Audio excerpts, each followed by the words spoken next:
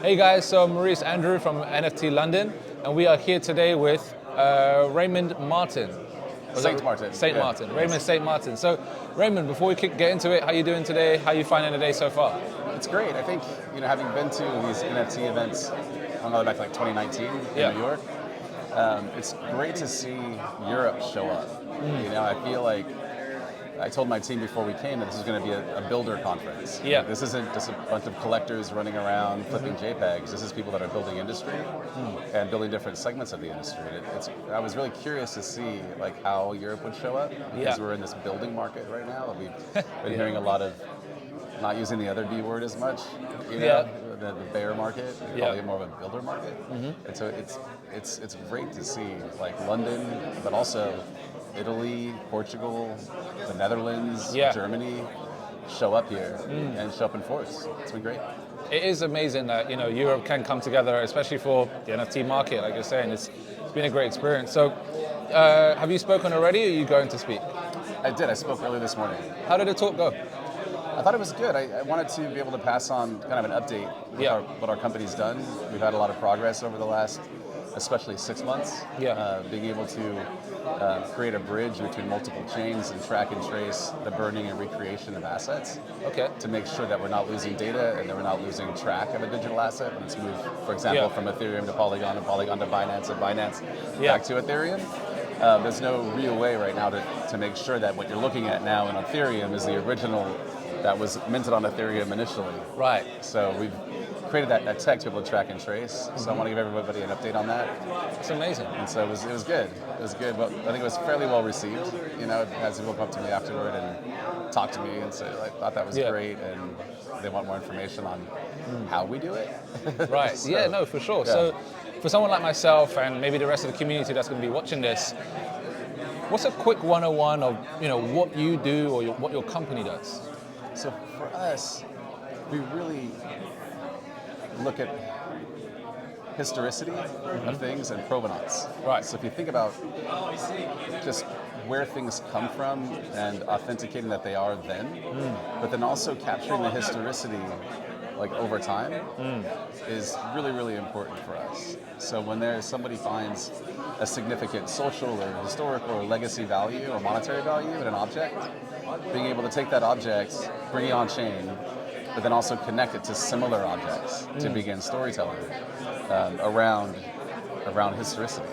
So for us, we're really laser focused on tracking and tracing. At the same time, on dealing with significant historical artifacts to be able to protect the provenance of history. That is amazing. So that's loaded. That's what wakes me up in the morning. That's really cool. I love that. That's amazing.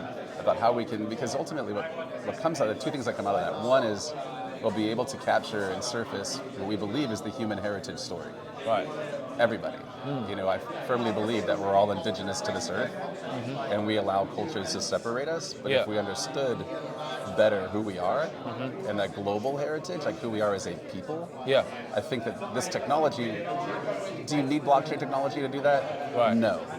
But does locking these records on chain and protecting them for countries allow you access to that data and allow them to service that data easier? Absolutely. So by providing the value of blockchain, we're then able to really get to that end goal faster. That is amazing. That's a really cool project.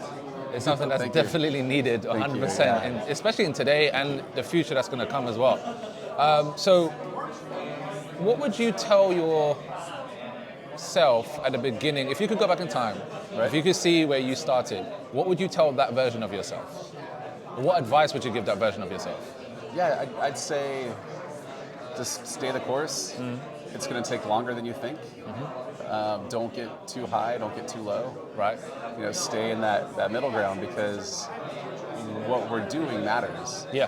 And if it matters, eventually it will be built. Yes. And eventually it's going to be ubiquitous. Whether it's us and our digital asset that is the unifying force for all digital assets or not. This has to happen. Right. That's a great answer. That's a good answer. So, one last question. Oh, I'd also say buy a CryptoPunk. Because in 2019, Larva Labs was there, and they had the punks, and it was like $100. and I didn't set up a MetaMask wallet. So I tell myself to buy a couple crypto punks, spend a couple $100, and stay the course. Sit back and relax. Yes. Cool. And where can people find you? Where can people find to connect with you, to connect with your company? Yeah, the easiest for me is Twitter, just at Raymond St. Martin. My name, Wicked. RaymonDSTMartin. That's the easiest. LinkedIn's okay, but I'm just not much of a LinkedIn person. I hate spam. I get so many spam emails. I'm just like, I can't do it. I can resonate with that. For me, it's definitely Twitter as well, because the LinkedIn inbox, everyone's sending pitch decks, everyone's sending this, a lot of spams. Cool. How do they deal with all that storage? I don't know. LinkedIn's just burning through so much. Oh my gosh. Every deck that gets uploaded is like, oh my God. Yeah. This is probably referenced in the cloud somewhere, but still, that's a lot of data. It is. It's a ton of data. Actually, I got one last question. What has been your biggest takeaway from NFT.London so far? I think it's that same line of being surrounded by builders that are building right now gives me hope for what this space, this movement is going to become. And I think I can go back easily and tell people who are watching this and that aren't here that real work is getting done. Like real work. This isn't just creating another 10,000 PFP collection and seeing how you can monetize a community. It's not. It's about building a lot of times I talk about it as if you think about it in the U.S. When they laid the railroads, they had to start in New York and they had to start in San Francisco or Sacramento, and it just became building toward each other. Yes. And when they got there, the lines were lined up. It took a lot of engineering, a lot of work, a lot of people to make that happen. Yes.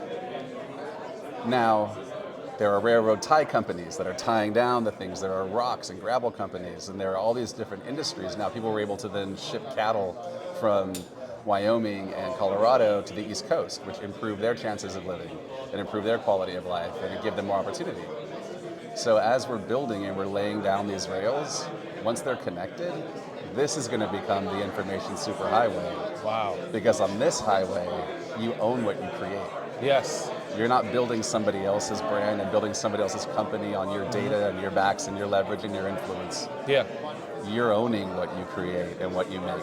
So there's an innate responsibility in that, but there's also a great gift in that. So all the different use cases people can think of in their minds for this technology, very, very soon, you're going to be able to just create your own dApp on top of this amazing, platform that's being built.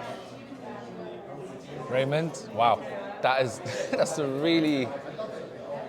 left me speechless. Just that example alone, the railroads, that's incredible. Well, look, Raymond, it's been really, really great speaking to you. Likewise, thank you. Thank you so much for taking out the time, and I hope you guys got some value. Peace. Peace.